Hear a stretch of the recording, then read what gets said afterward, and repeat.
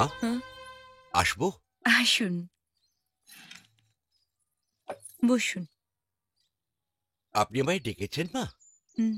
এই নিন। এগুলো কি মা?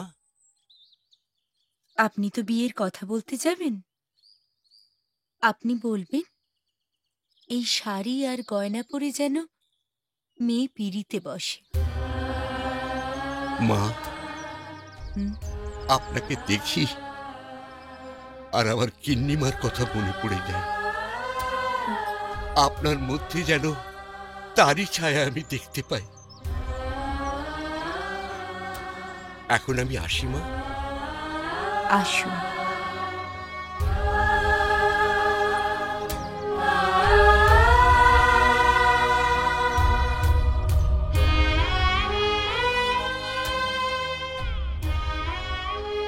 তাহলে ওই কথাই রইল, এই মাসের 25 তারিখ। কি সরকার মশাই, সব ঠিক আছে তো?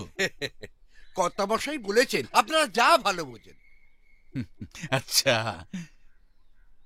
বুঝলে পুরুত মশাই, আরে গরিব অসহায় অনাথের মেয়ে বলে আমি তো ফেলে দিতে পারিনি। কারণ লোকে কি বলে বলো? মিত্তির মশাইয়ের রাজার স্বভাব। মিত্তির মশাই, হ্যাঁ, আপনার কাছে আমার একটা অনুরোধ আছে। আরে অনুরোধ বলে ফেলুন।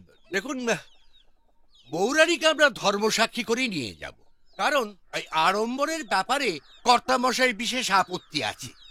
আর গ্রামের গণ্যমান্য 5 জন ব্যক্তিকে আমরা আমন্ত্রণ করব। আপনারা শুধু কন্যাকে সম্প্রদান করে আমাদের বাধিত করবেন, বাকি খরচটুকু আমাদের করার অনুমতি দিন মিত্তির মশাই।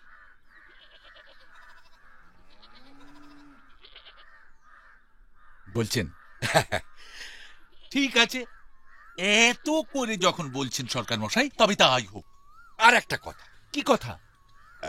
গিন্নিমা এই কাপড় আর গহনা পাঠিয়েছেন, তার বিশেষ অনুরোধ। হ্যাঁ, কি অনুরোধ?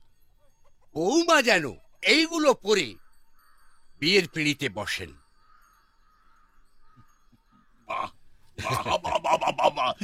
বেশ বেশ, তো তবে তাই হোক, তাই হোক সরকার মশাই।